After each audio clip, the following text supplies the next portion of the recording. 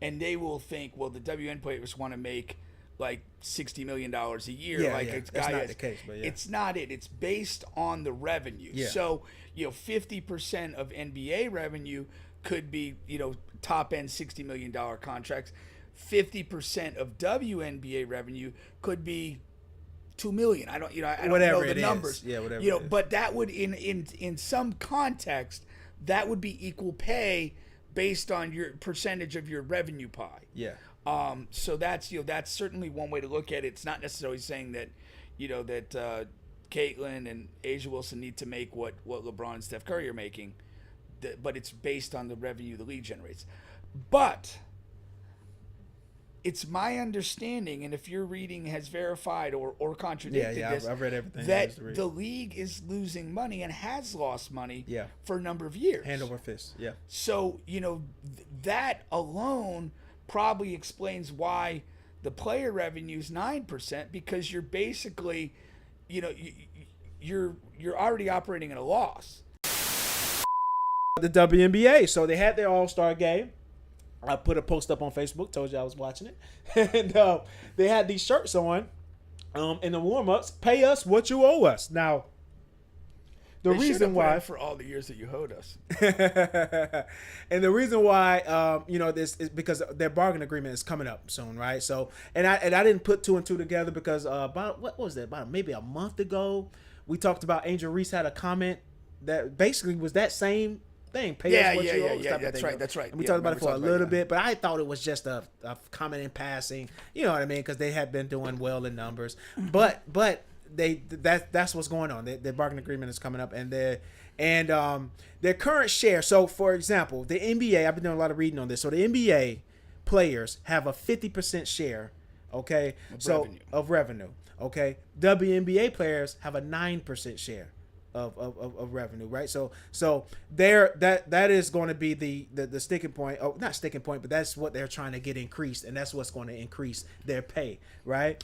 And to put in context, I think that this is worth noting. Okay. Because I think like somebody who's not in the know, pay us what you owe us or equal pay, and they will think, well, the WN players want to make like $60 million a year. That's not the case, but yeah. It's not it. It's based on the revenue. Yeah. So 50% of NBA revenue could be top end $60 million contracts. 50% of WNBA revenue could be 2 million. I don't know the numbers. Yeah, whatever. It is. But that would in some context that would be equal pay based on your percentage of your revenue pie. Yeah. So that's certainly one way to look at it. It's not necessarily saying that Caitlin and Asia Wilson need to make what LeBron and Steph Curry are making, but it's based on the revenue the league generates.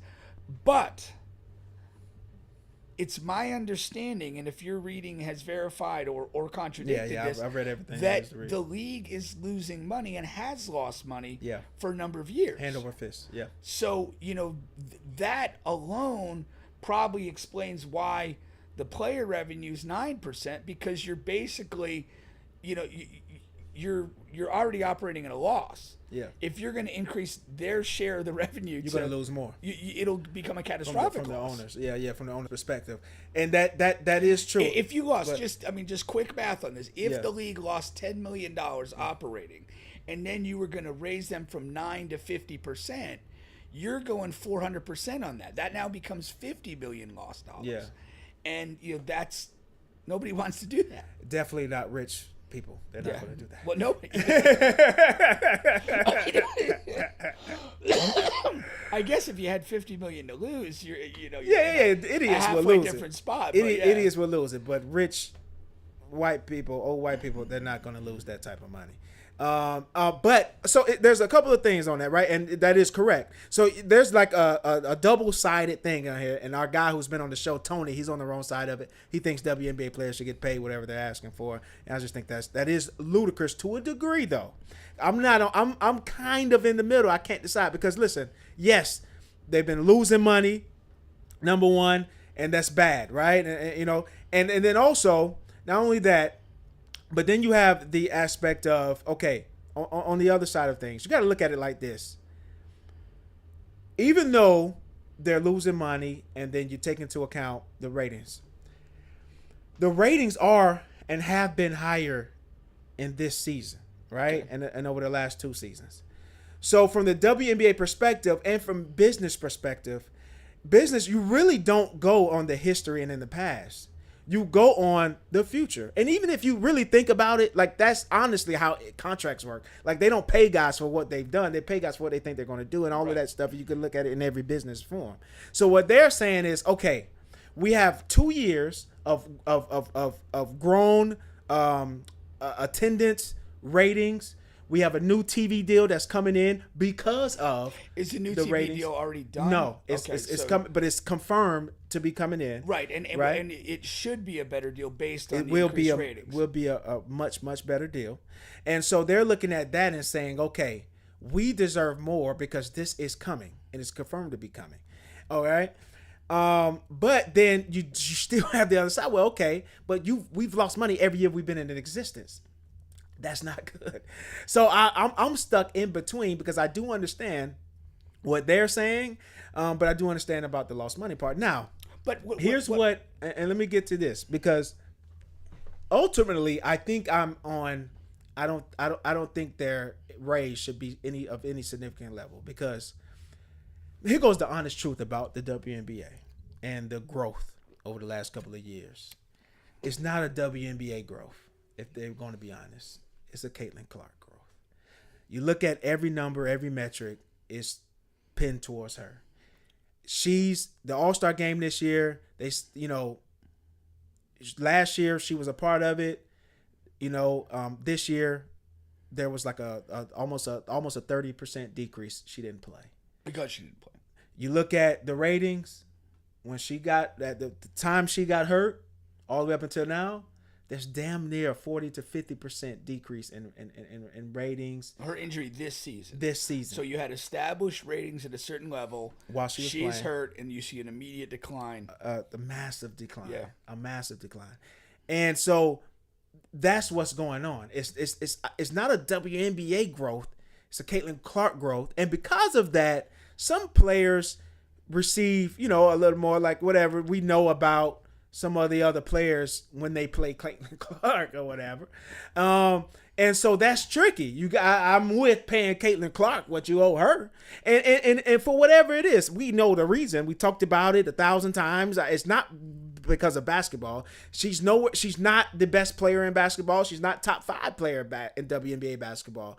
But it's life. It is what it is. She's the ticket for whatever reason for the and we know it's because of the Angel Clark incident, because of the Angel Reese incident that happened in college, and then she just maintained that level of popularity since then, because of the Magna community and all of that stuff. And not only that, they've encompassed the rest of us, even me. I've been watching more since that incident. They've pulled me into that, you know what I mean, into the viewing pool, and now, so pay Caitlin what you owe her. The rest of them, I don't know, man. But you can do a deal that has triggers to it. Like you can do a deal that, like, let's just say we'll do a deal right now that moves it to 12 or 15% instead of 9. And then if the league is functioning at like a break-even level, then the revenue bumps to like 25%. Then if you're profitable to whatever, like you can create a deal that has a pathway to 50%, but it's based on league profitability, hitting certain measures there, and not just generically guaranteeing 50% of an entity that's losing business. You know what's scary about that? Those deals, they last so long. They're usually like somewhere between 7 to 10 years. Are they that long? They're long, man. I thought At it least was 4 or 5 NBA, years. NFL. No, I could be wrong. Okay, I thought it was 4 or They're 5 a little years. long. Yeah. Yeah. But It you maybe can it's like also 5 to do. 7. You can also. Well, but Shorter. to You think me, you can do shorter terms? if you structure the deal in tiers based on revenue and Then that won't profitability, matter as much. it wouldn't really matter. It won't matter as much. Because my and the reason why I bring that up is because what if whatever? What if Caitlin can't play in another 2 years or so? For sure. I'm not sure the league survives. I'm saying if Yeah. they increase. I'm saying if they make a singular increase to, let's say, 30%, right, and they're stuck with that for maybe a 7-year window, that's what I'm saying. and Caitlin Clark's whatever injury, whatever, out of the league in 3 years, they've still got 4 years on that deal without the cash cow. Yeah. And what do they do in that situation? That's what I'm saying. I guess you could have Jaden Daniels tag Juju and hope his NFL style. He doesn't have a sophomore slump. I mean, you still would need Juju to do something with one of the popular white athletes. Yeah. Because that's really what's fueling this is the race thing. So you still need sure. that racial component. For sure. But the Jaden thing will help. Yeah. Gotta have something. I don't know. You gotta have something. But no, I agree with you. Like it's not appealing for the league to be in a a significant increase without any sort of conditions to it for a 7-year period. It's funny because it's a great opportunity and a great time for the WNBA players.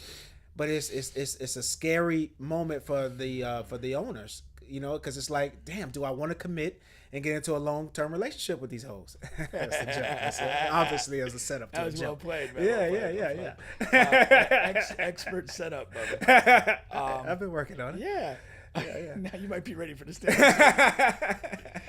Ready to return to stand-up. Bubba's not so long away to return.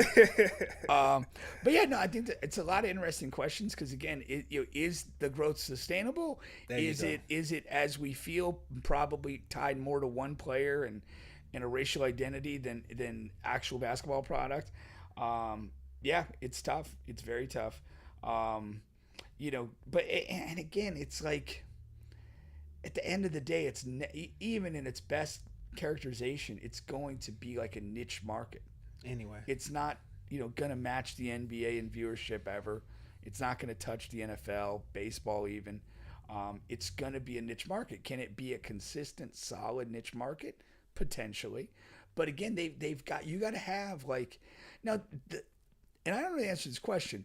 Are the WNBA teams owned independently, or are they owned as like a league? I know when the MLS, the Major League Soccer in the United States started, the league owned all the teams, and it kind of dispersed talent accordingly and whatever, and they thought that was the best way to break in and have some sustainability because you didn't necessarily have independent owners who were willing to invest the type of money. So that's what you're saying in comparison to like Mark Cuban owned the Mavs. Correct. Okay. It was like the NBA owned all 30 teams. I'm pretty sure that's what it is. I'm pretty sure the NBA as opposed owns. The NBA. Well, okay, that's even different.